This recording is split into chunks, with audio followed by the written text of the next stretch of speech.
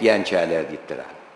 Ey adamlar, kardeşler, şu mahal şunun alameti de gelip var ya ha adamlar, ey adamlar, bizim hemmede adımız pul vallahi haşma.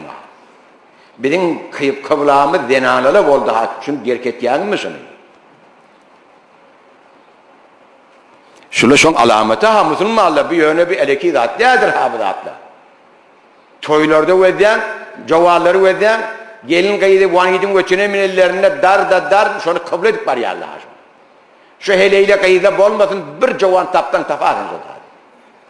Şu mahal bir dinar için, dolar için adamda dinen geçip var ya aşkına. Biliyorsun musun?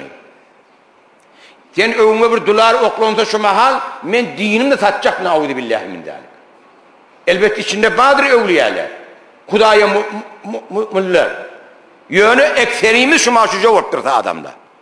Pul olsa bir de başlat gerek ya. Halal, haram bir de hatta vezilen